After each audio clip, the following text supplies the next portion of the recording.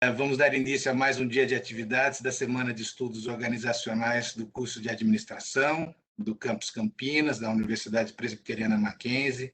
Sejam bem-vindos. O eixo temático das atividades de hoje é inovação e sustentabilidade. Meu nome é Luciano de Assis, sou professor da casa e vou coordenar as atividades do dia. Iniciaremos hoje as atividades com um relato de experiência.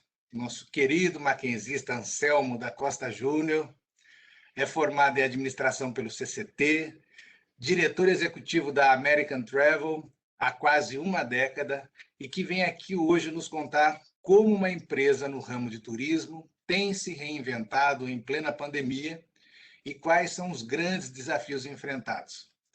Anselmo, obrigado por estar aqui com a gente.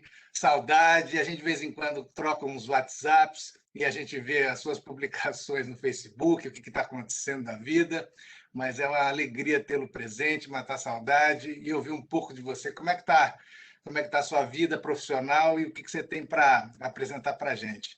Grato pela presença, Anselmo, bem-vindo, a palavra está contigo. Bom dia, professor Luciano, bom dia, professora Marineide, a todos os presentes.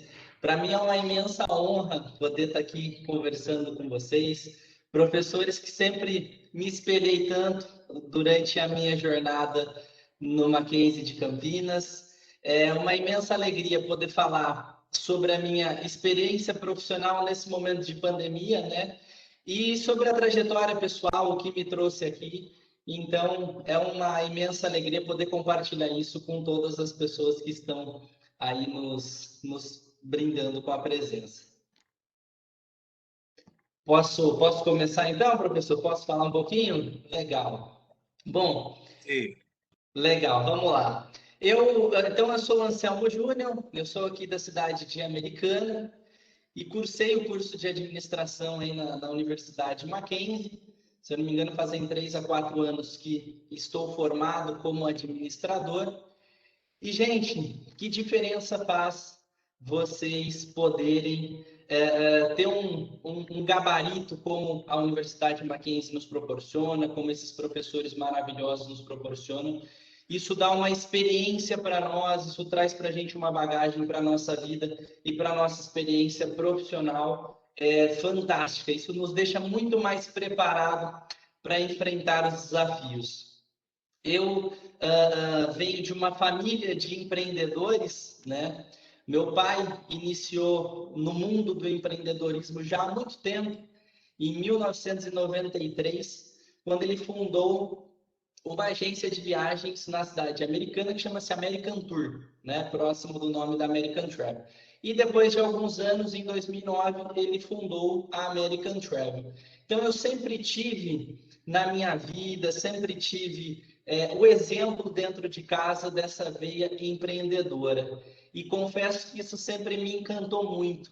Os desafios, a adrenalina de você ser um empreendedor, ainda mais num país como o Brasil, é algo assim fantástico.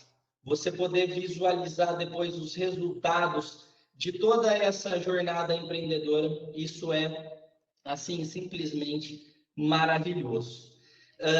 Então, meu pai que começou toda a empresa, né?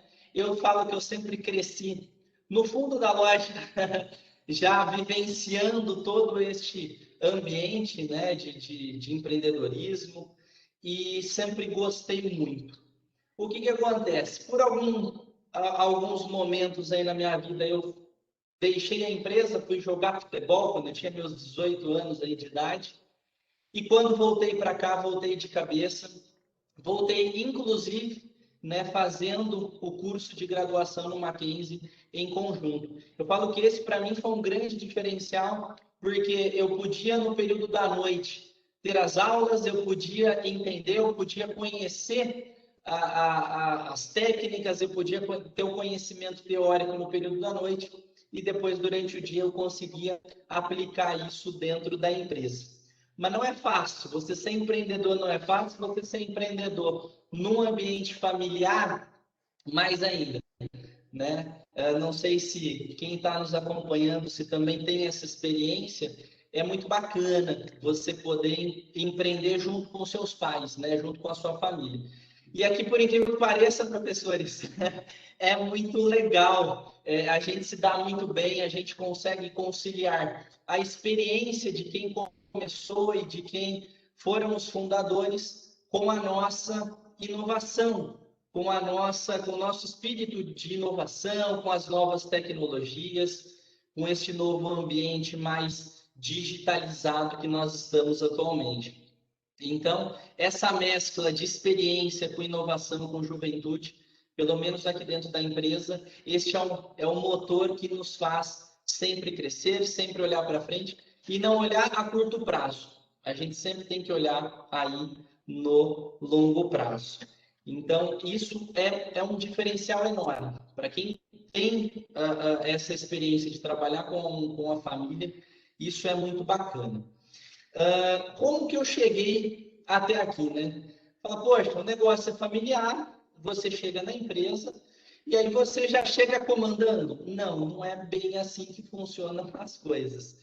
Eu, particularmente, quando comecei a jornada aqui na empresa, nós fizemos questão de que eu aprendesse e fosse subordinado a todo o restante da empresa para que eu pudesse aprender. Se algum dia você quer gerenciar, se algum dia você quer administrar, você quer comandar o seu próprio negócio, primeiro você precisa aprender. Você precisa entender como funciona para que lá na frente você possa ser o espelho e você possa ser a pessoa capaz e responsável de gerenciar as outras pessoas que estão aí na sua empresa ou, enfim, na sua cadeia de comando. Então, passei por cada área. Passei pela área de marketing, as quais aí tive excelentes professores, mas passei pela área de marketing, passei pela área operacional, passei pela área comercial e fui aprendendo um pouquinho com cada um. Então, você sempre vai ter a sua personalidade, mas você vai pegando um pouquinho de bagagem de cada pessoa que já faz isso no momento, para que você possa depois, futuramente, se tornar um empresário, se tornar um empreendedor de sucesso e, principalmente, pessoal, trazer as experiências passadas, né? Então, aprender com quem já fez no passado, aprender com os acertos e com os erros. Aquilo que foi acertado no passado, vamos trazer para o momento atual e vamos adaptá-lo a este novo cenário. E os erros que foram cometidos no passado, vamos aprender com eles para que a gente não os cometa novamente. Agora, falando um pouquinho de turismo, né? O turismo neste momento de pandemia, ele foi um dos setores aí mais afetados, se não o mais, juntamente com os setores de eventos e tudo mais. Então, o setor do turismo, a gente teve que rebolar bastante, né? Aliás, estamos falando de empreendedorismo, o empreendedor é aquele cara que tem que rebolar o tempo inteiro, né? A gente teve aí desde março, foi quando, né, de 2020, quando estourou realmente o pico da pandemia, nós, por aproximadamente 3 a 4 meses, nós trabalhamos aqui na empresa, eu falo só para resolver pepino. Eram pessoas que estavam com viagens marcadas, eram pessoas que já tinham a expectativa de realizar aquela viagem. Em função da pandemia, imagina, pessoal, tudo fechado, fronteira fechada, não pode mais viajar, a companhia aérea cancela voo. O que nós vamos fazer? Reunimos toda a equipe, falamos, olha, pessoal, precisamos formatar um plano de contingência para que a gente possa, primeiramente, solucionar todas essas situações que estão iniciando agora e estão por vir, e para que nós possamos dar todo o suporte para o nosso cliente. Nós, como empreendedores, a gente tem que colocar sempre o foco final no cliente, na satisfação do cliente. Ele estando satisfeito é o que vai garantir a perpetuidade da nossa empresa. Então,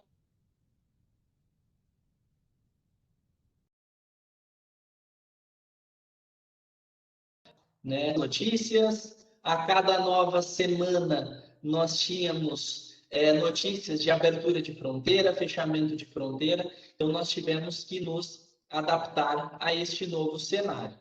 Aliado a isso, Nós temos, sem dúvida nenhuma, a situação financeira, que todo empreendedor precisa para que a sua empresa tenha sucesso, para que o seu empreendimento tenha sucesso, a empresa tem que ser saudável financeiramente. Então, você conseguir aliar num momento de pandemia, quando as vendas elas não caíram, elas zeraram, você tem que organizar isso dentro da sua empresa.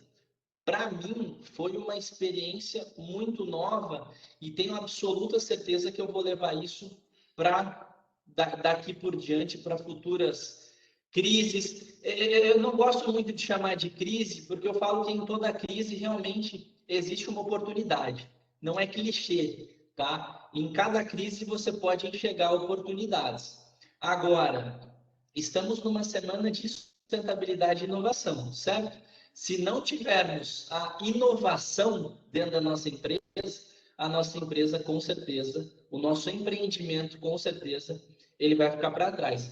Então, um dos grandes motores durante todo este período de pandemia, um dos grandes motores que fez com que a nossa empresa continuasse e voltasse depois de um tempo a gerar receita e a gerar lucros foi a inovação.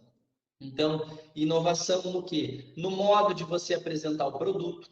Imagina, pessoal, pandemia, quem que gostaria de receber uma oferta de viagem quando você está em lockdown, quando você está sem dinheiro, quando a sua empresa está zerada? Ninguém queria receber. Então, nós tínhamos que criar uma forma de nos conectar com o nosso cliente. Nós não poderíamos ficar o período de pandemia inteiro sem nos conectarmos com o nosso cliente.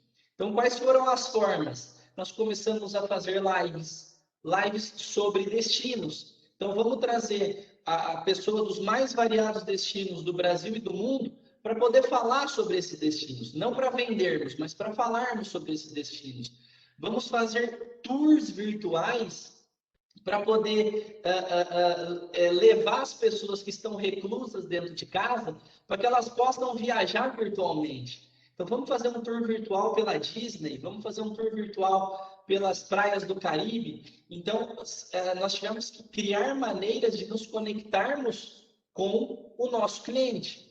E acreditem, pessoal, todas essas ações que foram tomadas durante a pandemia, e principalmente nos primeiros meses que nós estávamos com receita zero, tudo isso se refletiu posteriormente, né?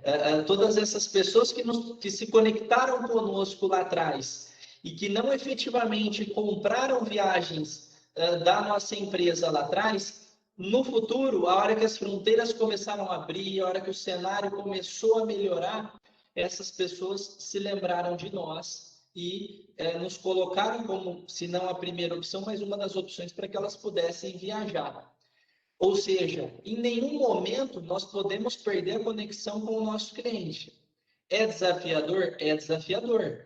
Nós estávamos num mundo totalmente caótico, frenético, precisamos desacelerar e principalmente migrar todo mundo para o mundo online. Nós que somos jovens, é até relativamente mais fácil, mas você pega pessoas que não são tão jovens ou não estavam tão habituadas com este mundo tecnológico, e você tem que chegar até essas pessoas, você tem que se conectar até essas pessoas, isso foi um grande desafio, né? A inovação foi um pilar. Um outro pilar que todos nós empreendedores, eu acho que nós temos que ter, é a parte do network, né? Eu participo regularmente, toda semana, de grupos de network, principalmente nesse ambiente online, fica muito mais fácil de nós conseguirmos nos conectar com outras pessoas que estão, muitas vezes, nem tão próximas de nós. Então, você fazer o network, você utilizar o network para trazer receitas para dentro da tua empresa, isso é extraordinário. Eu sempre utilizo, professores, uma curvinha, né? Nós estamos empreendedores, é lógico que o resultado final nós vamos falar de ter lucratividade, de ter rentabilidade. Mas eu sempre utilizo uma curvinha, ela é chamada de curva do VCR, que primeiro você tem que ter a visibilidade, você tem que ser visto. Então você tem que aparecer, você tem que estar presente, no network, você tem que estar presente no ambiente onde você está, né? Então, eu estou no grupo do futebol, eu tenho que me fazer visível no grupo do futebol. Eu estou no grupo de inovação do Mackenzie, eu tenho que me fazer visível. Então, a visibilidade, ela é o primeiro ponto. Você tem que se tornar visível para as outras pessoas. Depois disso, eu falo que vem a letra C, de confiabilidade. Então, você se tornou visível, agora você tem que conquistar a confiança dessas pessoas. Como é que você conquista a confiança dessas pessoas? Através de reuniões online, através de pontos em comum. Nós, como empreendedores, nós temos que ter essa inteligência, essa sabedoria de encontrar pontos em comum com o nosso cliente. Nós vamos ter vários nichos de mercado. Então, aqui no turismo, nós temos o nicho religioso, nós temos o nicho de viagens à Disney, nós temos o nicho de turismo pedagógico. Então, você tem que encontrar os nichos e ganhar a confiança, a confiabilidade do seu cliente. Para aí depois você subir para a curvinha do R, que é a rentabilidade. Então, primeiro você é visível, depois você é confiável, para que aí sim as pessoas elas possam comprar de você e isso sim possa gerar rentabilidade dentro da sua empresa. Então foram situações, pessoal, que nós vamos ao longo do caminho, nós vamos aprendendo com as situações e nós vamos nos adaptando ao mundo que nós estamos vivendo, né? Por exemplo, aqui na empresa, nós nunca tivemos como meta principal o e-commerce, mas só a gente pegar pesquisas e números do ano passado para cá, as pessoas estão em casa, elas querem comprar. Se ela não está podendo ir no ambiente físico, o que ela vai fazer? Ela vai para um e-commerce. Então a gente muda a gente realoca os recursos da empresa para o e-commerce. O que nós fazíamos antes que agora não vai dar resultado? Então, vamos realocar para o e-commerce, vamos realocar para o mundo digital, vamos realocar para fazer parcerias, né? Eu até li que, acho que foi a professora Mariana, que postou durante os convites, né, para essa palestra de hoje, para esse protagonismo estudantil, né, que nós estamos falando aqui, ela postou, é a empresa que fez a viagem da Larissa Manoela. Foi isso mesmo, é uma forma de inovação, né? É você criar um nicho. Então, nós criamos o nicho de viagens com celebridades. Então, todo mundo aqui deve conhecer a Larissa Manoela. No passado, nós criamos um roteiro e nós levamos um grupo para a Disney com a Larissa Manoela. A Larissa esteve presente durante todo o roteiro. Fizemos o primeiro show internacional da Larissa em Orlando, né? Foram mais de 129 pessoas de 23 estados brasileiros. Então, assim, foi uma mega logística, uma mega operação que nós tivemos que fazer. Já fizemos roteiros também, não sei se todos aqui conhecem, o Resende Evil. É um youtuber, né? Ele tem, se eu não me engano, aproximadamente 20 milhões de seguidores. Ele é muito conhecido pelos jogos do Minecraft. Então, nós também levamos o Resende para Orlando, num grupo para Disney, né? Recentemente, nós fizemos uma parceria com um padre conhecido aí nacionalmente, o Padre Antônio Maria, também para fazer uma peregrinação com ele em Portugal. Então, assim, pessoal, nós como empreendedores, a inovação está na veia, está no sangue, não tem jeito. Se nós fizermos a mesma coisa todos os dias, não adianta, nós não vamos ter resultados diferentes. Agora, não deu tempo de eu fazer ontem? Olha quantas horas nós temos hoje para fazer. Não deu tempo para fazer hoje, nós temos amanhã. Mas não deixe de fazer. Coloquem metas, coloquem prioridades e vão atrás dessas metas, vão atrás dessas prioridades. Não deixem só no papel. Eu preciso inovar. Legal, inovação é uma palavrinha bonita. Na minha época era o professor Aires, falava muito de inovação, né? Então, olha que palavra maravilhosa, mas não deixa ela só lá no post-it na telinha do seu computador. Não, vai atrás. Inovação é inovar mais ação. Você precisa ter a ação de inovar e efetivamente colocar essa inovação em prática. Enfim, professores, pessoal que está nos assistindo, eu acho que de uma maneira resumida eu pude contar um pouquinho sobre a minha trajetória, né, dentro do mercado do turismo, como a universidade, como essa oportunidade que vocês estão tendo de estudar numa universidade como Mackenzie, como isso vai fazer uma diferença espetacular para vocês lá na frente, né? Então, eu falo que você ser empreendedor é algo mágico. Você começa todos os dias não sabendo como o seu dia vai terminar. Você começa todo mês não sabendo como o seu mês vai terminar. Mas a gente tem que estar sempre em busca de inovar, a gente tem que estar sempre em busca de focar no nosso cliente final e pensar sempre na satisfação do nosso cliente final. Não sei se extrapolei o tempo, se falei pouco, se falei muito, professores. Está dentro do tempo, Anselmo, muito grato. Muito bacana ouvir o seu relato. A gente tem tempo para alguma pergunta. Se alguém trouxer no chat, eu transmito aqui para o Anselmo para a gente conversar um pouco mais com ele. Anselmo, achei muito interessante essa sua ideia assim, de inovação no turismo, viu? Imagino que realmente tenha dado um excelente resultado, muito interessante. Da onde você tirou essa ideia? Como é que nasceu essa ideia? Olha, professor, eu falo assim, a gente tem que, sim, um empreendedor ele tem que se inspirar sempre, né? A gente se inspira em bons exemplos, mesmo que não seja dentro do nosso mercado, e eu acho que é isso, que a gente tem que estar sempre pensando no bem da nossa empresa. Eu não posso pensar na minha empresa, eu quero ter ela até o final deste ano. Não, se eu pensar em ter ela somente esse ano que vem ela não existe mais. Então, a partir do momento que você pensa no longo prazo, a partir do momento que você pensa em inovação, inovação você tem que falar no longo prazo, né, professor? Tudo que você quer de resultado imediato, claro, todos nós precisamos de resultados imediatos, isso é fato. A nossa empresa precisa sobreviver. Mas se você não pensar no longo prazo, não pensar em inovações que pode não acontecer hoje, mas elas vão dar perpetuidade para a tua empresa, para o seu empreendimento, você tá fadado a ter poucos anos de vida, né? Então, é sempre pensar no futuro. É o que a gente sempre gosta de pensar aqui, sempre no futuro. Anselmo, legal.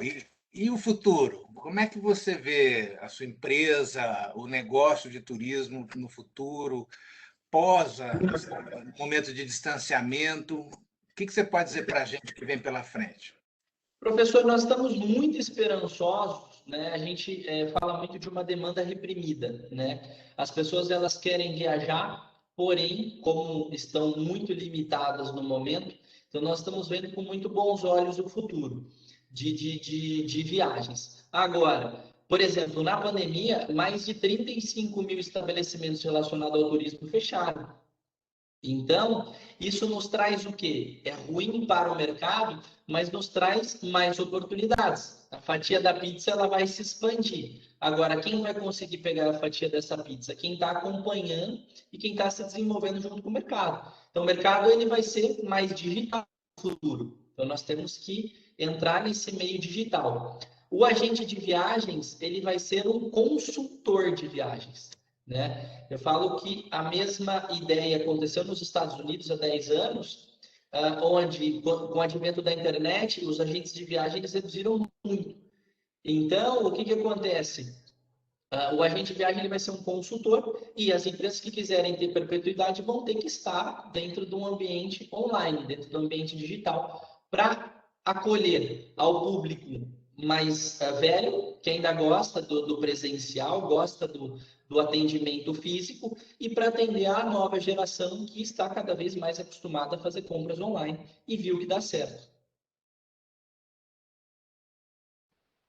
Você me fez pensar uma coisa aqui. A gente está vendo assim, que a pandemia trouxe alguns comportamentos que devem continuar na sequência, né? O home office, por exemplo. Então, assim, a frequência das pessoas se locomoverem de um espaço físico para outro deve diminuir em alguma medida. Eu fiquei com a impressão que, assim, que a sua inovação em específico aponta um pouco para o que vem pela frente. Estou querendo que você comente aqui se você vê que faz sentido. Porque você acrescentou algo à experiência de viajar? Assim como, por exemplo, os cinemas se reinventaram depois de um tempo, com as salas mais sofisticadas, mais confortáveis, etc. Então, assim, só a experiência da tela maior não era necessariamente suficiente. Aí acrescentaram mais valor. Você está acrescentando mais valor à experiência de viajar e provocando as pessoas assim, a ver mais, a receber mais dessa experiência. O que você pensa? Faz sentido isso como uma tendência para toda a área de turismo? Eu acho que com certeza o turismo em si ele precisa se diferenciar. Quantas empresas hoje o senhor não conhece, por exemplo, que façam venda de viagens? Existem inúmeras. Se colocar viagens online lá no Google, vai aparecer uma lista com 50, 100, 200 empresas.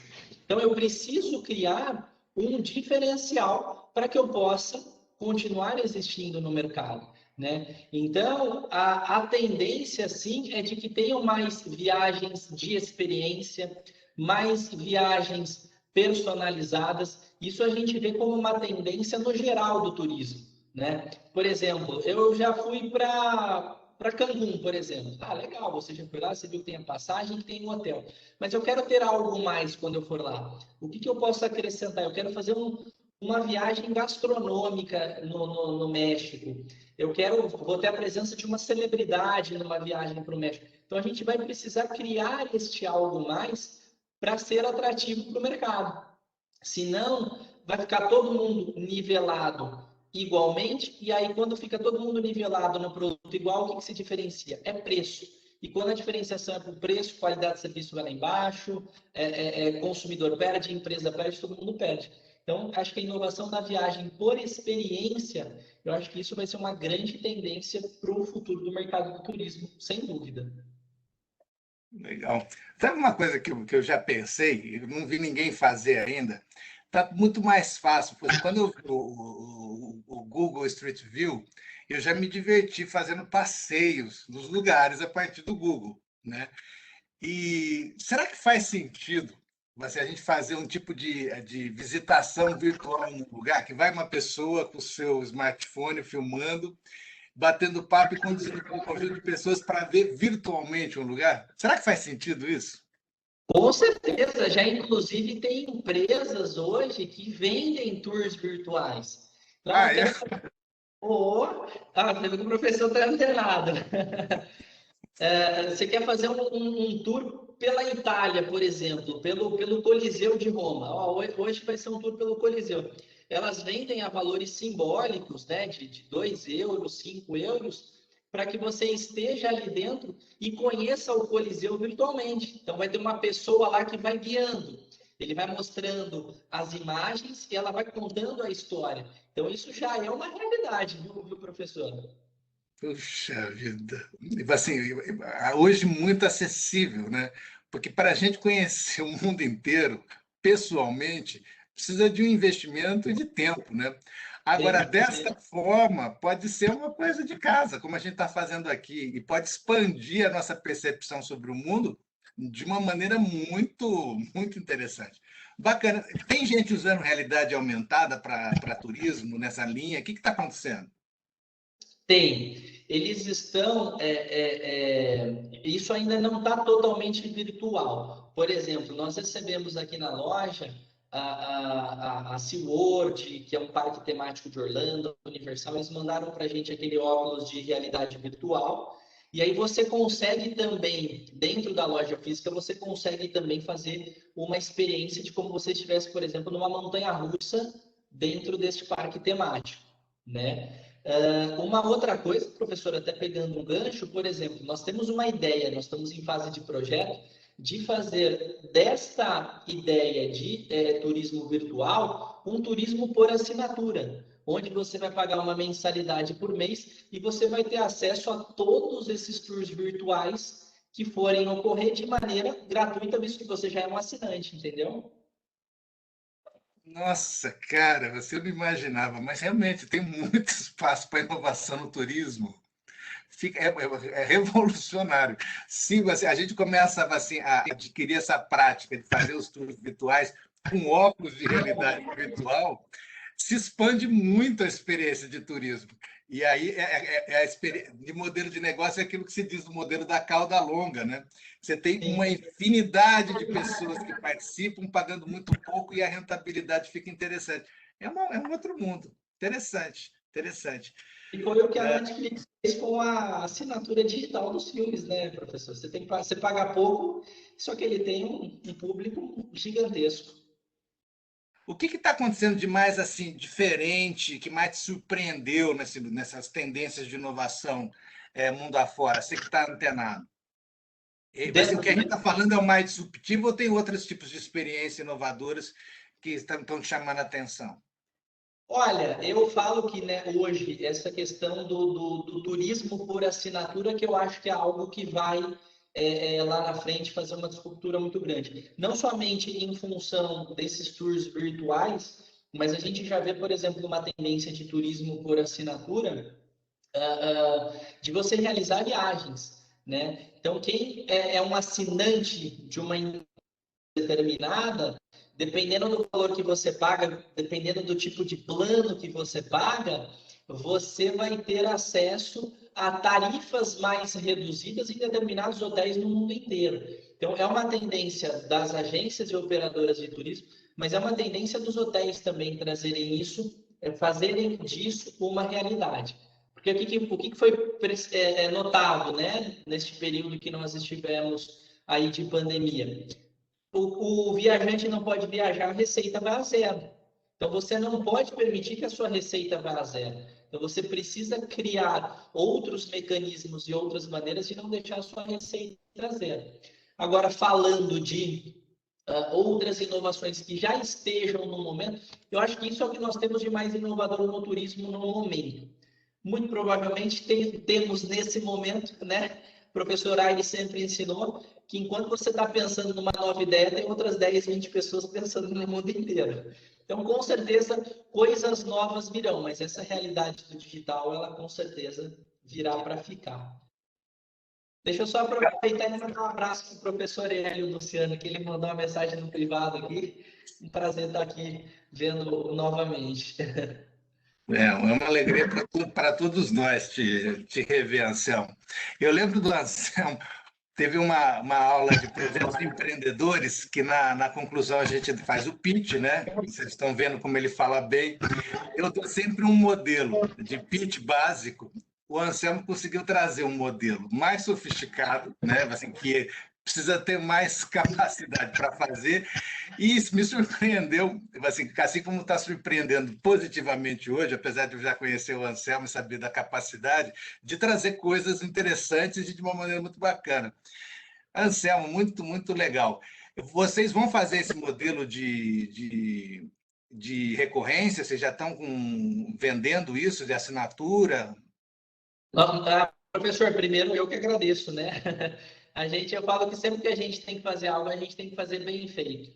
E inovar faz parte disso, né?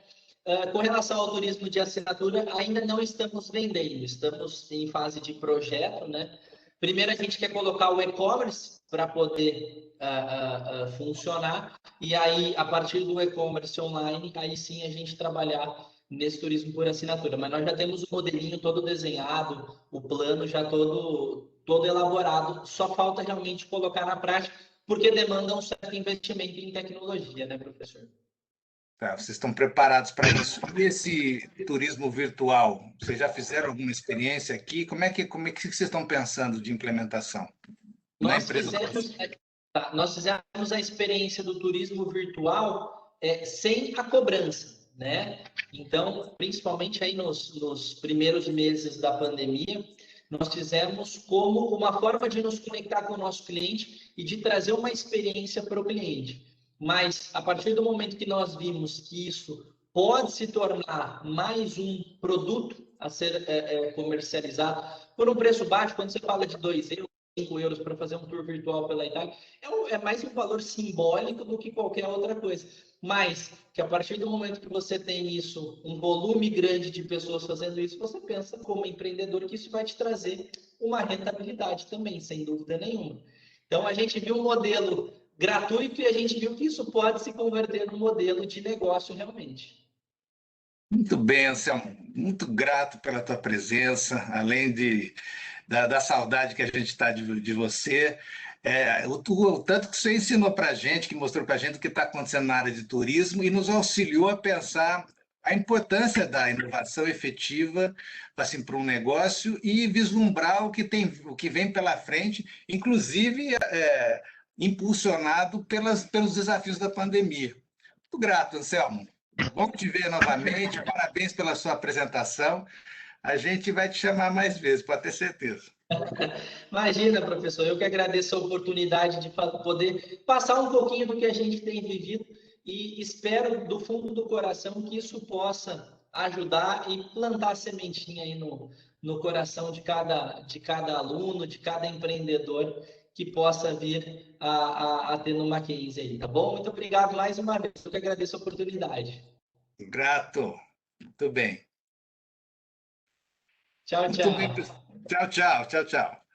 Muito bem, agora estamos aqui já com a Andréa Max Postal. Bom dia, Andréa, tudo bem? Está funcionando seu áudio aí? Tudo bem, pessoal? Tudo bom. Estão me ouvindo bem agora? Sim, sim, grato pela presença. Muito Vou obrigada. fazer uma apresentação sua aqui, para, na sequência, te dar a palavra. A Andrea Max Postal é daqui de Campinas, né? Mas está atualmente na Technology University of Delft, na Holanda. Então, temos uma experiência internacional aqui hoje. A Andrea possui carreira construída em empresas nacionais e multinacionais de grande porte, como a BP Biofuels, Medley Farmacêutica, CPFL Energia, Bank of Boston, Banco Santander, BCN e Banco Nacional. A formação inicial nas áreas de negócio e crédito de grandes bancos possibilitou a atuação pragmática na área de desenvolvimento sustentável, com especial olhar para a gestão de riscos e oportunidades, desafios e inovações que as organizações empresariais desejam imprimir em suas operações. Também a experiência como empreendedora no terceiro setor e consultoria própria contribuiu para a visão de gestão processual, tão importante para a efetividade das ações. Graduada em Ciências Econômicas e Direito, pós-graduação em Gestão de Organizações Sociais, MBA em Gestão Empresarial e mestrado em Desenvolvimento Econômico. Andréa, muito grato pela sua presença, né? Assim, eu tenho certeza que será de grande proveito essa vasta experiência que você tem nessas áreas. Bem-vinda, a palavra é sua. Muito obrigada, Luciano. Queria agradecer todo o pessoal aí do Mackenzie, né? Marineide, você, pessoal todo que me convidou. Acho que é um prazer, né?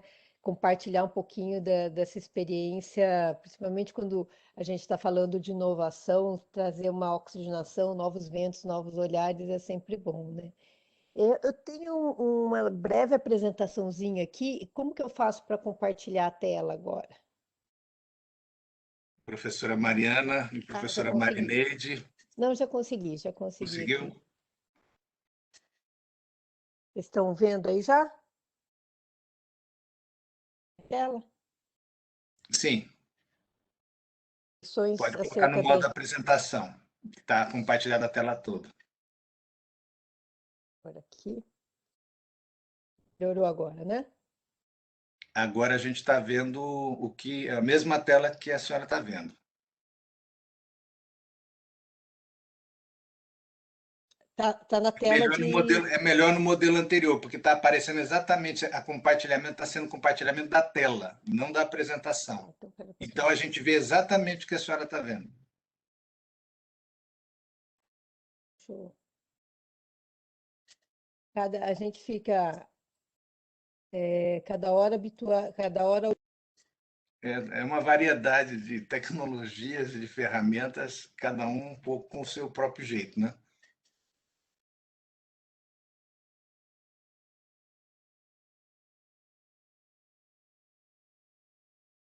Agora ficou mudo o seu microfone. Engraçado que eu tinha posto no compartilhamento da tela e ele apareceu. Foi porque exatamente foi o compartilhamento da tela. A gente vê a tela toda. Que tá bom, né? Você consegue ver assim? Perfeito, Conseguimos, perfeito. conseguimos, pode seguir dessa forma. Então tá joia. Bom, o tema que me foi proposto, assim, sobre inovação sustentável, né? Esse é um tema, vamos dizer assim, parece novidade, mas não é tão novidade assim, principalmente lá fora, né, no outros países em que esse tema já tem sido discutido há muito tempo. O professor leu aí um pouquinho da minha trajetória também. Eu já tenho estado envolvida com o tema da sustentabilidade há um bom tempo e deu para perceber que acho que pelo menos desde 2002 eu tenho conversado. Alô? Vocês estão me ouvindo? Estamos. Desde 2002 eu tenho conversado sobre inovação. É, é lógico que muitas vezes com outros olhares, né? Com uma perspectiva de será que a inovação vai conseguir dar conta de todas as mudanças que a gente está precisando no mundo, ou tem coisa que não depende da inovação, depende de nós mesmos, né? Então, esse debate tem sido muito comum, muito frequente lá fora. Deixa eu só perguntar uma coisa para o professor: quantos minutos eu tenho para fazer a apresentação e depois perguntas, só para eu me organizar com o tempo aqui. 1 hora. 1 hora, então tá bom, tranquilo. Então, esse tema, eu quero trazer um pano de fundo, um pouquinho dessa trajetória, para a gente entender qual que é a origem um pouquinho dessa conversa, que não é uma coisa que veio de agora, é uma coisa que tem algumas raízes mais amplas. Primeiro, colocando aqui, um debate que já acontece há muito tempo. Há um business case para sustentabilidade, né? Como que a gente enxerga, quando esse tema começou a ser falado, a gente nem falava só em inovação. A gente falava mais, até para vender a própria sustentabilidade era difícil. Será que valia a pena realmente ser sustentável ou aquele business as usual já era suficiente? Então, eu vou procurar trazer um pouquinho sobre isso, depois as estratégias para a longevidade empresarial, a inovação e o engajamento das partes interessadas, inovação responsável na Europa, inovação e inclusão e o papel das instituições. Certo? Vocês estão vendo minha tela ainda, né, gente? Tela. A apresentação, não. Que mudou aqui, realmente. Andréia, o que a gente pode fazer? Você pode abrir o PowerPoint Uhum, na sua máquina, deixar ele abertinho. Aí uhum. vai ter uma tecla chamada compartilhar. E vai aparecer o ícone do PowerPoint. Você clica no ícone e tá tudo certo, tá? Essas coisas acontecem mesmo. Como diria o Faustão, quem sabe faz ao vivo, né? Exatamente. Agora vocês estão vendo. Agora estamos vendo. Será que se a gente projetar, como que fica? Vamos tentar projetar. É que isso que eu fiz da primeira vez, por isso que Vamos eu... ver como que fica. Conseguiram agora? Ah, eu acho que assim tá muito bom. Tá muito bom, assim. Pode continuar desse jeito. Tá joia, então tá bom. Então, a estratégia para longevidade empresarial e sustentabilidade. E, bom, eu vou direto para cada um dos slides e aí vocês já entendem como que eu faço. Então, aqui esse papel essa discussão sobre sustentabilidade tem espaço no meio empresarial, já começou desde o final da década de 90. já começaram a fazer estudos, e esse material que eu estou apresentando aqui é um material que foi desenvolvido naquela época pelo IFC, que é o International Finance Corporation, em parceria com o Ethos aqui no Brasil. Ele desenvolveu o mesmo estudo em várias partes do mundo, e aqui no Brasil o Instituto Ethos de Responsabilidade Social, do qual eu fiz parte também, desenvolveu essa matriz, cuja pergunta é: temos um business case para sustentabilidade? Né? E aí é bem interessante, porque isso aí acabou se transformando numa ferramenta, inclusive, de argumentação interna dentro das empresas. Muita consultoria que a gente fez, a gente trabalhou com isso. Porque é fácil pensar, uma empresa normal, e aí todo mundo que já trabalhou ou trabalha em empresas, consegue entender que essa linha vertical, os fatores de sucesso no negócio é uma linguagem comum. Toda empresa tem uma área de vendas que pensa em crescimento de receitas e acesso ao mercado, tem uma área de financeira que fala operacional, que fala da economia de custos e produtividade, uma área financeira que fala de acesso a capital, uma área de jurídico que fala de gestão de riscos, licença para operar, uma área de RH que fala de capital humano e uma área de marketing que fala sobre valor de marca e reputação.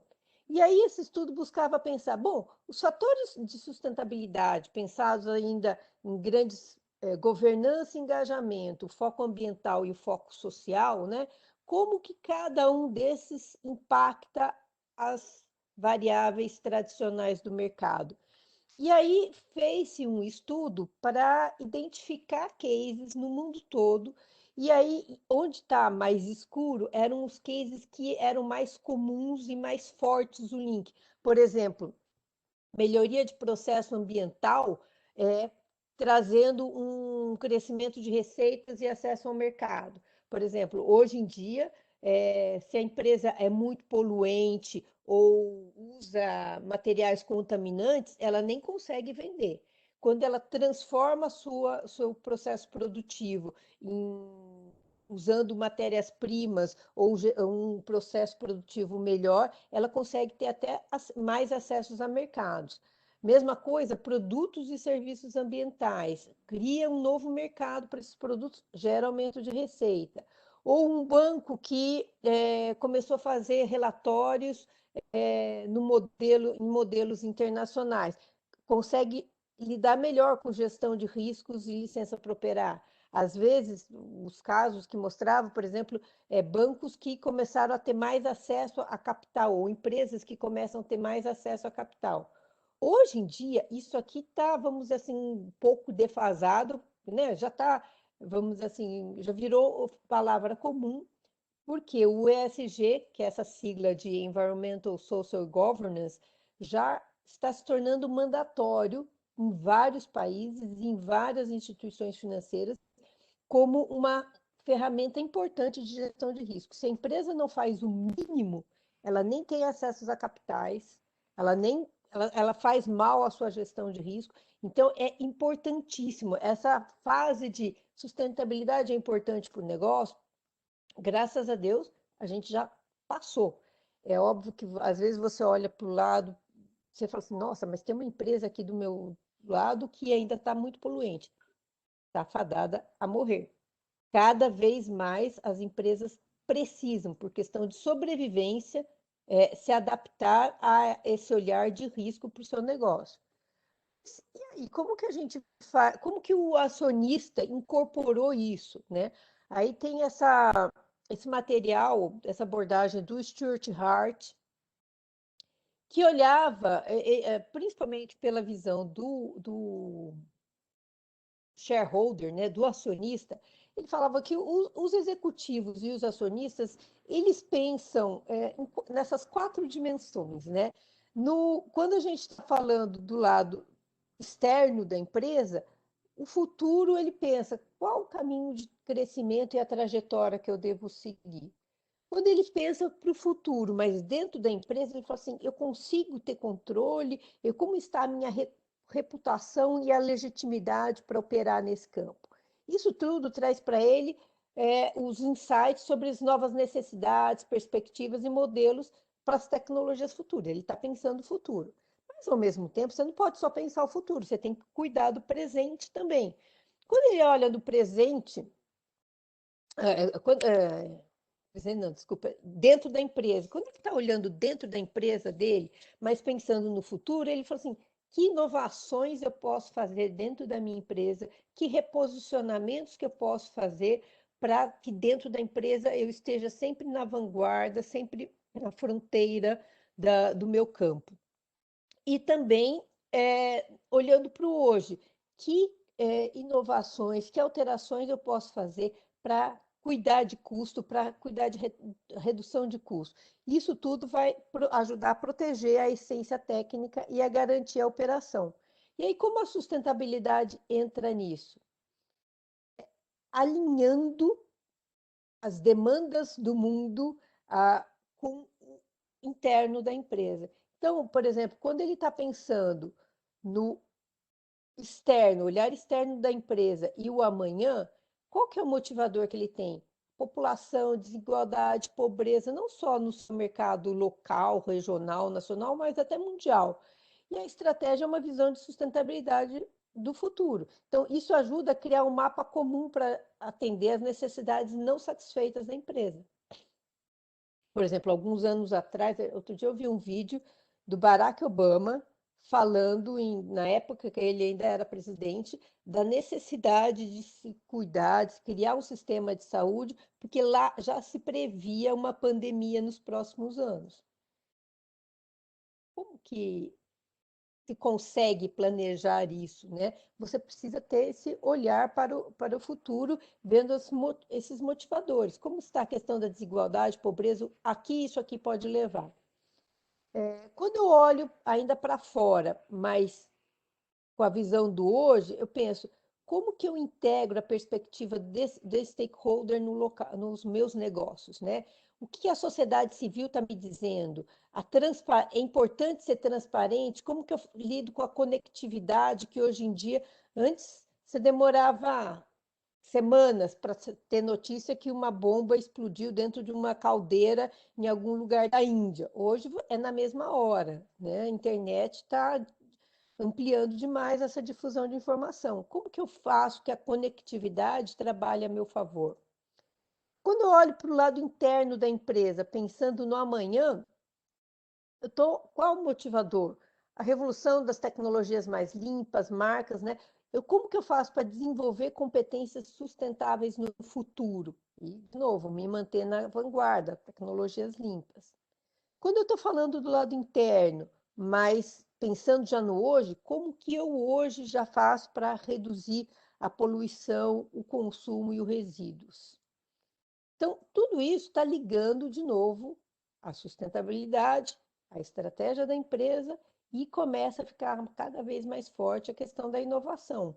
Como eu inovo em todos esses campos para inovação em processos internos e em produtos também. Aí, opa, que acho que o meu slide aqui deu dado uma parte, um slide importante. Esse aqui.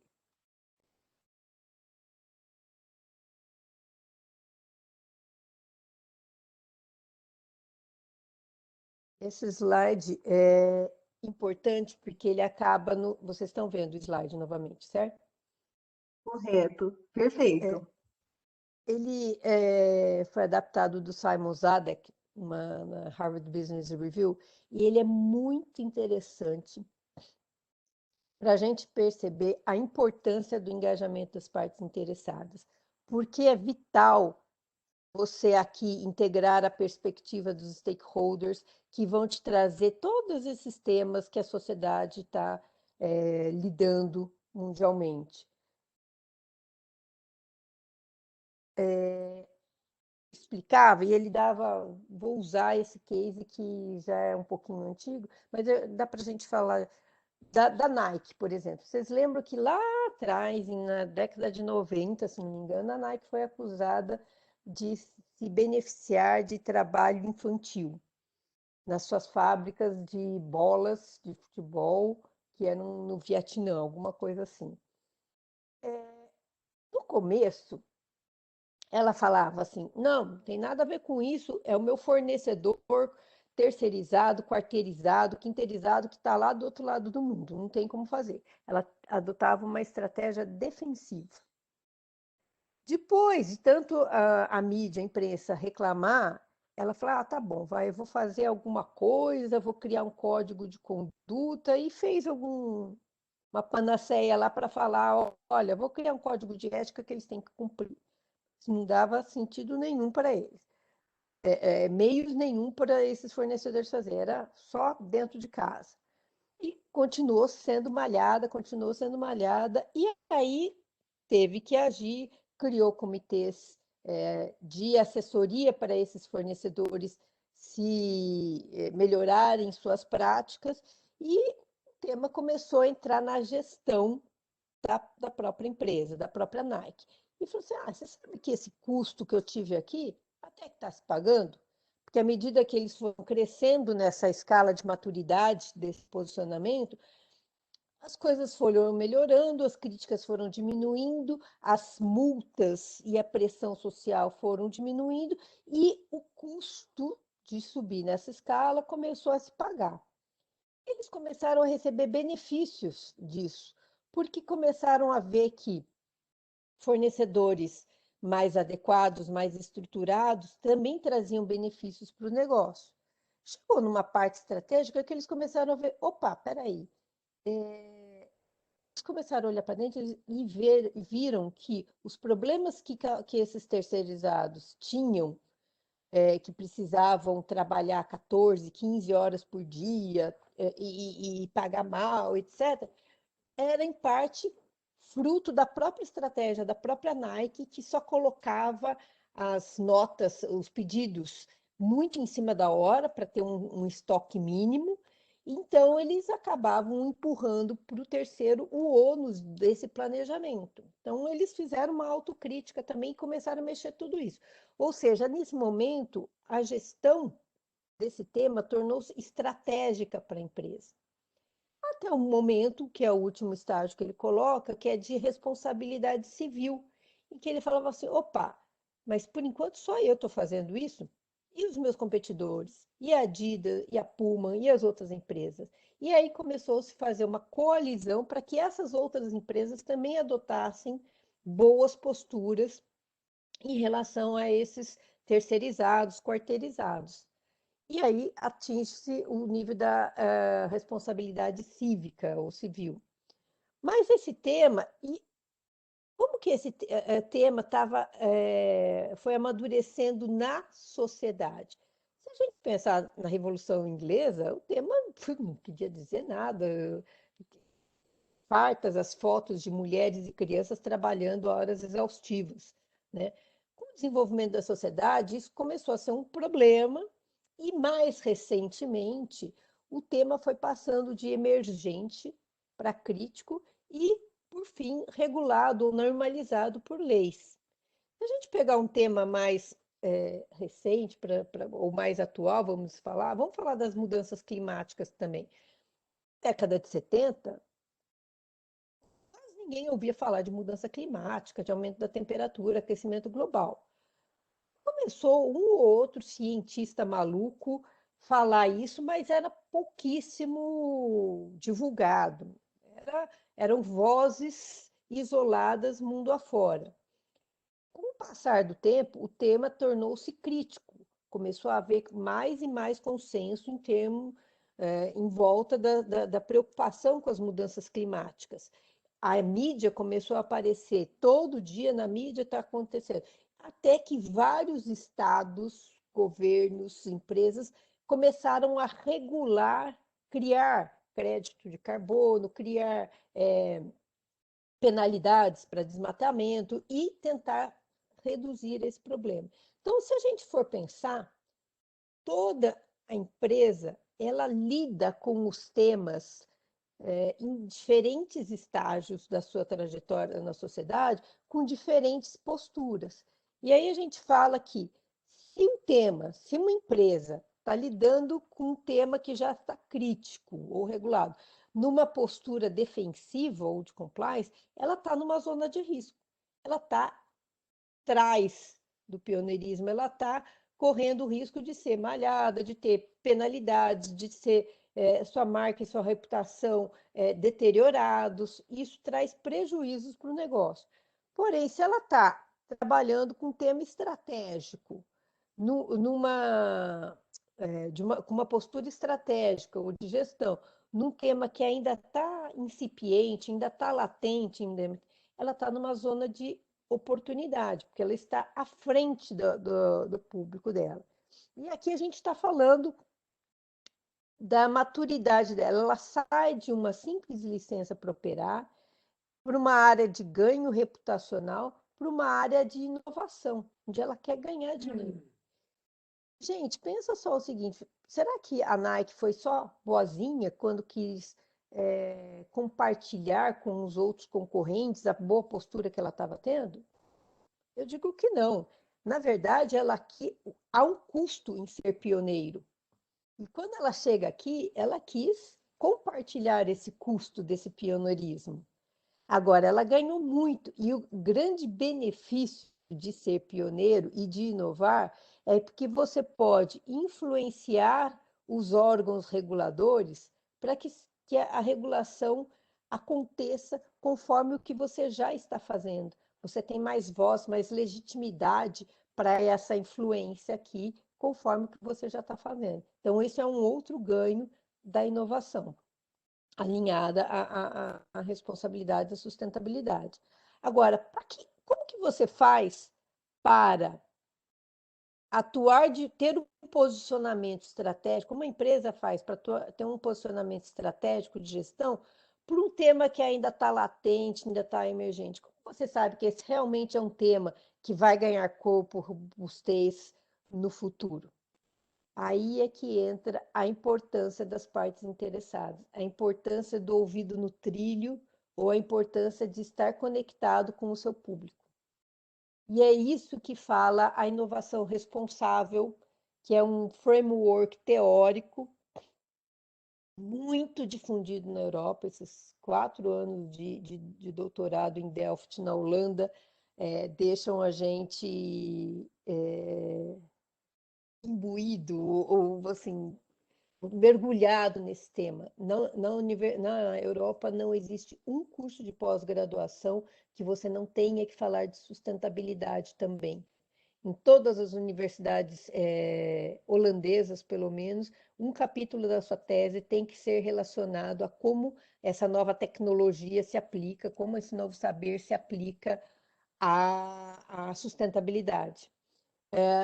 E por que isso tudo acontece? Então, dando um pouquinho de contexto, na década de 2000 ficou mais evidente que o mundo precisava se unir em relação às mudanças climáticas.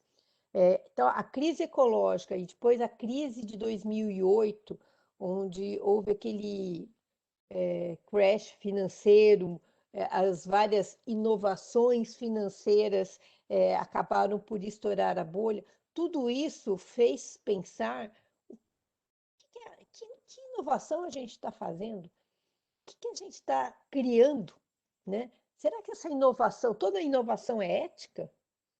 Né? Qual o poder da inovação? Se a gente fala que a inovação tem o poder de transformar o mundo e a gente está vivendo toda essa crise, há alguma forma da gente direcionar essa inovação para bons propósitos, para bons fins, para que a humanidade sobreviva a uma crise climática que se avizinha? E aí foi criado, principalmente com Inglaterra, Holanda, Itália, Alemanha, pesquisadores desses 4 países principalmente, depois houve uma difusão maior, um framework teórico para procurar influenciar as inovações desde o seu nascedouro, ou seja, desde a fase de pesquisa e desenvolvimento até a implementação do mercado, a inovação já precisa nascer sustentável, com o propósito de ser sustentável. Então, por isso que hoje é mandatório que todas as universidades pensem, tenham propósitos ligados à sustentabilidade. E esse framework, o que ele faz? Ele busca, então, alinhar essas inovações tecnológicas com esses valores mais amplos da sociedade para dar suporte institucional a essas metas de pesquisa. E como eles fizeram isso?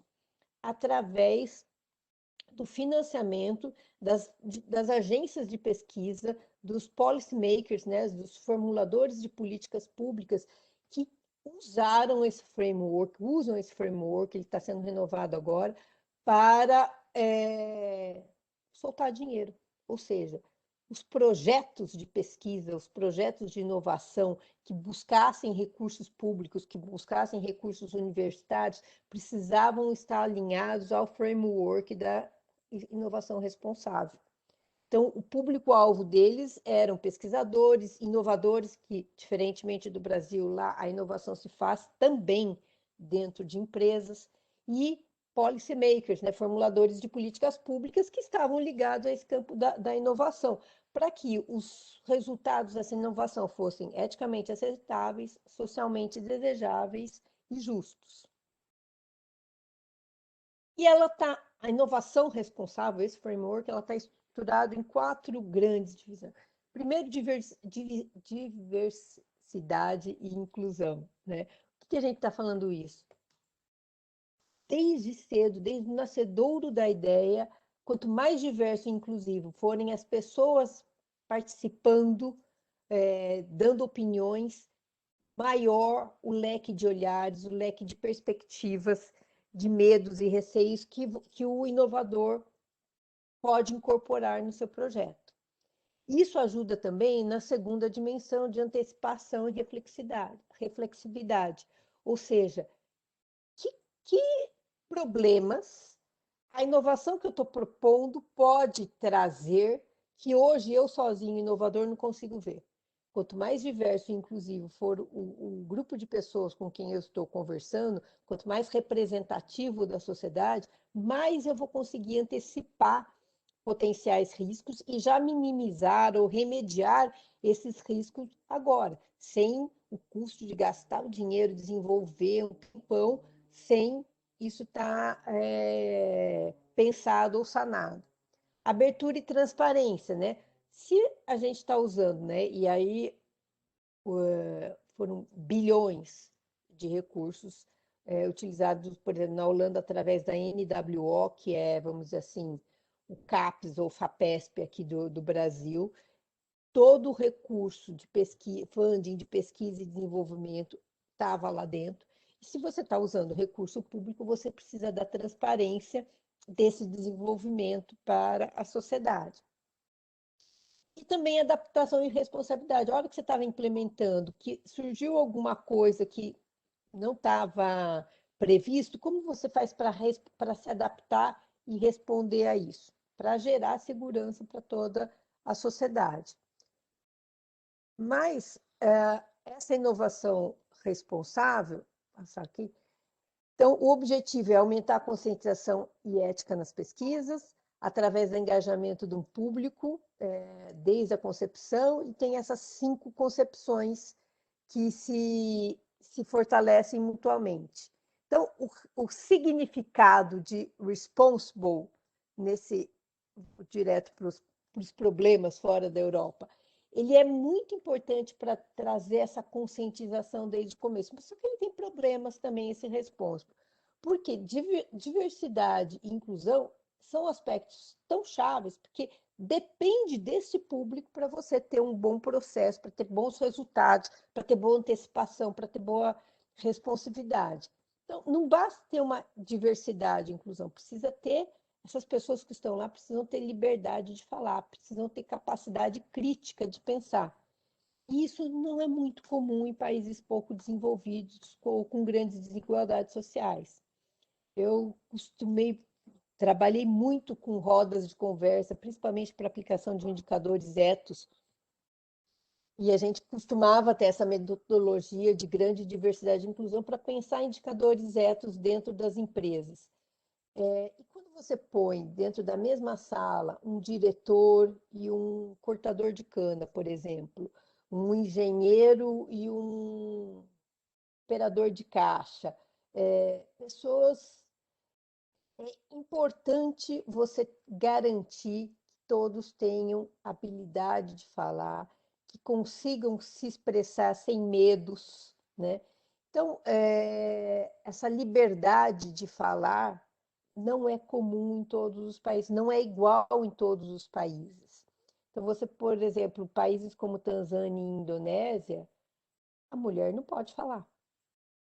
Elas apesar, às vezes a inovação era para elas, elas seriam as principais beneficiadas, mas quando você põe numa roda de conversa, se tiver um homem, ela não pode falar por questões religiosas, culturais, tradicionais. Como que você resolve isso, né? Então, a questão da inovação responsável é importante que você tenha uma instituição, um facilitador que consiga balancear esses saberes, balancear a dinâmica de poder dentro de uma sala. Às vezes faz reuniões separadas, às vezes faz reuniões conjuntas. Isso não impede que você crie essa consulta, que você faça essa participação, mas você precisa estar consciente disso para saber como lidar, para gerenciar essas diferenças que sempre existem. E aí a gente está falando assim, inclusão, mas que tipo de inclusão que a gente está falando? Porque para o europeu, a grosso modo, a questão da inclusão de necessidades básicas estava resolvido. Ninguém falava. Para eles, lá, o grande problema da sustentabilidade era meio ambiente, porque a parte social estava resolvida. Isso até há 4, 5 anos atrás, quando começaram as crises migratórias do norte da África para a Europa. E aí vamos invadir sua praia, né? Queremos invadir sua praia. E aí a questão da miséria, principalmente dessa população imigrante, começou a trazer novas questões sociais para a Europa. Mas até então eles pensavam em inclusão, quando a gente falava de inclusão, era inclusão em termos de processos. Eu tenho direito de falar, eu quero participar deste processo, eu quero ter a minha voz ouvida. Isso era inclusão. Muita gente falava inclusão. A gente, como latino-americano, olhava e falava assim, mas isso é um luxo, né? Porque aqui no Brasil a gente tem necessidades de inclusão muito diferentes das de vocês. A gente tem necessidade de inclusão de acesso a coisas básicas, como comida, água tratada, cesta básica, emprego, né? E aí foi muito interessante que esse autor do Hicks, que é um inglês, ele criou realmente uma escala ou uma escada de inclusão, né? Que mostra realmente um pouco da necessidade.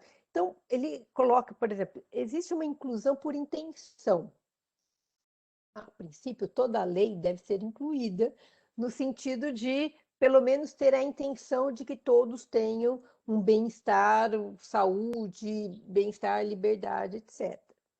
Depois vem a inclusão de consumo, e essa foi muito utilizada, por exemplo, quando a gente fala da base da pirâmide, muitos de vocês já devem ter ouvido falar, é a inclusão de consumo, ou seja, como eu faço bens básicos para favorecer que populações de baixa renda tenham acesso a celular, a computador, a sapato, ou seja, que eu posso baratear no meu produto, no meu processo produtivo para favorecer? Ou como eu posso, sem baratear nada, sem tirar benefícios do meu produto, mas para atingir essa população? Aí eu falo de inclusão de consumo, que é importante também para alguns bens, até alimentos, né? É uma inclusão de consumo que é muito importante, mas é só o consumo, ele não gera uma perpetuidade, não gera perenidade, né? E aí vem a inclusão de impacto, né? Ou seja, por exemplo, quando eu faço o desenvolvimento local, contratando muitas pessoas locais, eu estou gerando um impacto, estou incluindo aqueles trabalhadores locais e estou gerando um impacto para aquilo lá.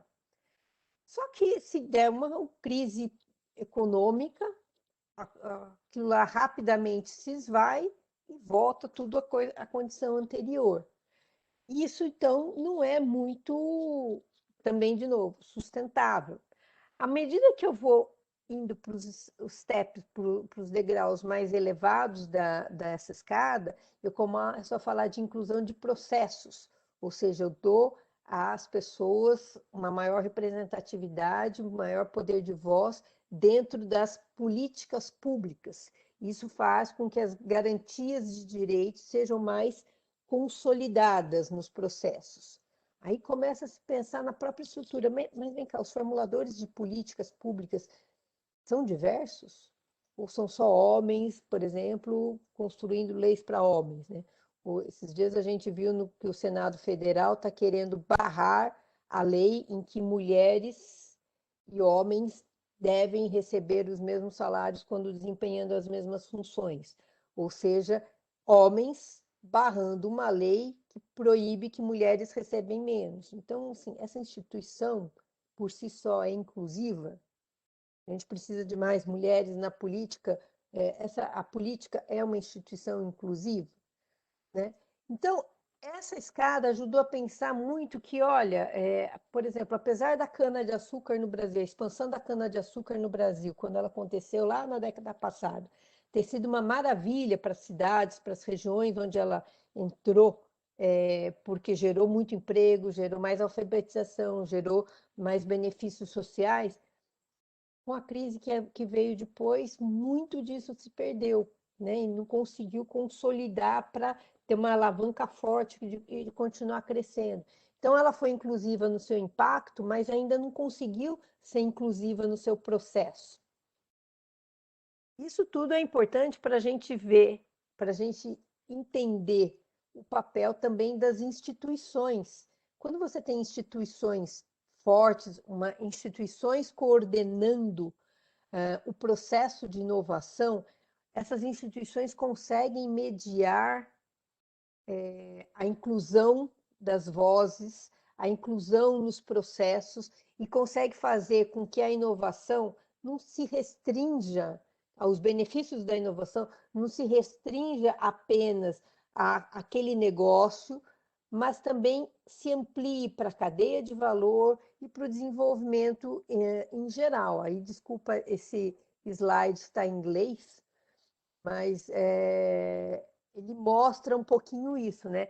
Os degraus básicos da inclusão de resultados, que é a inclusão de intenção, de consumo e de impacto, eles promovem, às vezes, inclusão só dentro do negócio, só dentro da empresa, né? Ou, no máximo, dentro da cadeia de valor. Mas são difíceis eles se perpetuarem num desenvolvimento inclusivo. Já as inovações que conseguem ter uma demanda de uma instituição coordenando, elas conseguem ir para fases de inclusão mais estrutural e suas inovações conseguem alcançar não só o curto e o médio prazo, mas também o longo prazo. Ou seja, o efeito inclusivo dessa inovação é disseminado para toda a sociedade. E é isso que busca a inovação responsável, que o benefício não seja exclusivo para dentro da empresa, mas que ele vá além, que ele vá até a cadeia de negócio. Então, eu trouxe também, aqui eu chego ao final, vou deixar um pouquinho agora para os questionamentos, né? Depois eu compartilho com vocês, essas que são as referências, e aí meus contatos aí para depois.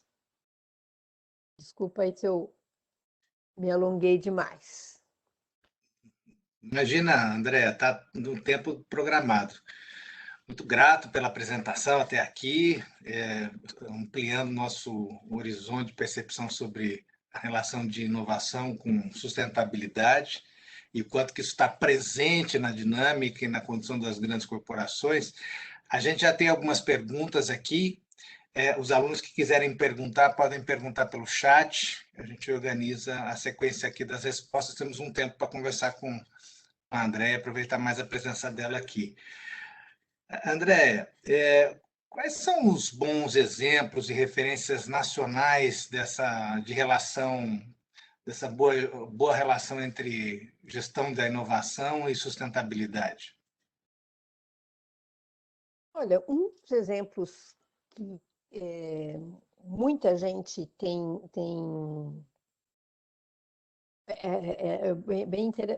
bem interessante essa pergunta. Acho que, como vocês já sabem, eu sou mentora da aceleradora Baita de startups aqui em Campinas. E um dos meus papéis lá é justamente puxar um pouco esse olhar de sustentabilidade ou dos impactos sociais e ambientais que algumas inovações que chegam até a Baita têm, mas os desenvolvedores nem perceberam direito isso, né? Porque, felizmente, esse tema já está muito na cabeça da nossa juventude hoje, né? Seja pela mídia, seja pelos cursos de graduação. E, às vezes, a inovação sai sem eles perceberem o impacto bacana que isso está fazendo, né? Então, por exemplo, uma coisa que acho que todo mundo aqui usa, todo mundo usa o Waze, né? A gente acha que o Waze é uma ferramenta simplesmente que nos ajuda a trafegar. Vocês já pararam para pensar o quanto de CO2 que ele economiza para o planeta?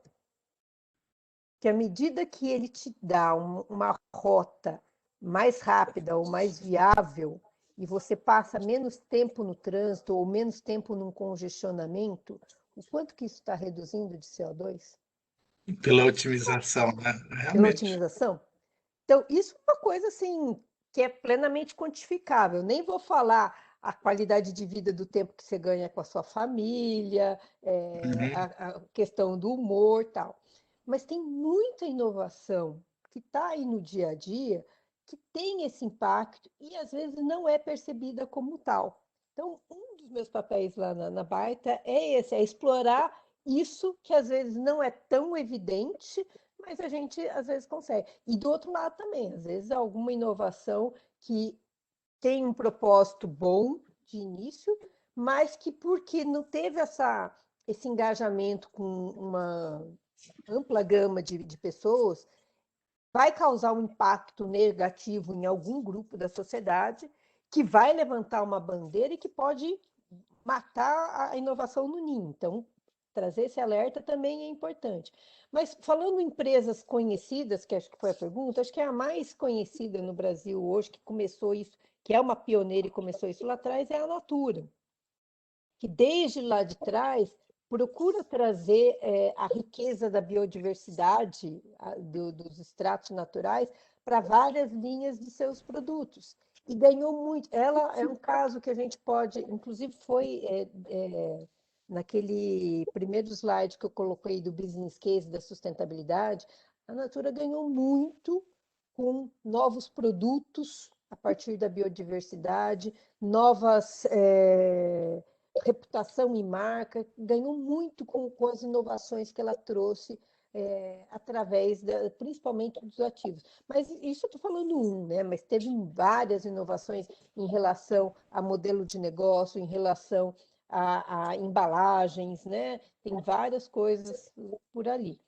Para não me estender demais na resposta, dar mais espaço para outros. Legal, assim, tem mais perguntas aqui. Essa sua palestra e essa sua resposta para essa pergunta me fez lembrar o que já tem acontecido aqui na universidade. A gente o Mackenzie tem um foco em inovação e empreendedorismo, né? Tem cursos de empreendedorismo para toda a universidade, então que focam essa provocação dos alunos e formação dos alunos para trabalhar numa perspectiva mais inovativa. E tem também um curso, assim, de uns 3, 4 anos para cá, que chama Ciência, Tecnologia e Sociedade, que é assim, só vi aqui, né? Que é basicamente a perspectiva, para quem conhece o DPCT da Unicamp, daquela perspectiva daquele pedaço. Eu estou falando, você é da Baita, conhece o pessoal da Unicamp, conhece o DPCT. Sérgio Salles foi minha banca do doutorado. Olha só, um excelente orientador, né? Exigente, não é? Bem exigente. Um excelente pesquisador, uma referência nacional, certamente. Então, aquela perspectiva da ciência, tecnologia e sociedade, típica do DPCT, né, que olha a relação, o desenvolvimento tecnológico, o impacto social, etc., uma provocação ética da produção científica, que está muito na sua perspectiva. Né? Você foi trazendo, eu fui lembrando do DPCT, agora está explicado, né, porque você fez doutorado lá, não é isso? Então, assim, e é exatamente essa discussão que acontece lá, né? Tipo assim, da provocação, assim, da tecnologia, da inovação, como sendo algo que tem um impacto decisivo e que precisa ser gerenciado com uma governança pública, né? Esse é o assunto. A perspectiva do DPCT é uma perspectiva, digamos assim, mais progressista, né? Assim, de uma intervenção da sociedade para botar assim, o mundo empresarial no trilho.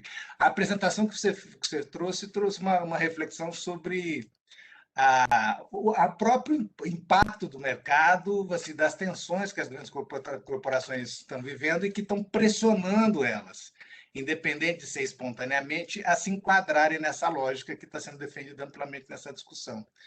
Mas, assim, então, essa disciplina, tu trouxe isso, quando você falou, o Sérgio Salles abriu, expandiu a perspectiva do teu ponto de vista. Então, e no Mackenzie tem uma disciplina que chama Ciência, Tecnologia e Sociedade, que faz exatamente a mesma reflexão com mais ou menos a mesma literatura de lá. Então, a gente provoca os alunos aqui, por um lado, a pensar em inovação, a importância da implementação, da atitude empreendedora, de pensar a aplicação de conhecimento de uma maneira engajada, né? Tipicamente da perspectiva inovadora, mas eles são provocados a fazer uma reflexão ética sobre isso. Né? Que importante. Assim, no Ciência, Tecnologia e Sociedade, entendendo que assim, é importante fazer isso, a ciência tem um papel decisivo, a tecnologia é realmente... Nós vivemos num ambiente absolutamente tecnológico, mas isso tem impacto, né? E a gente precisa enxergar esse impacto.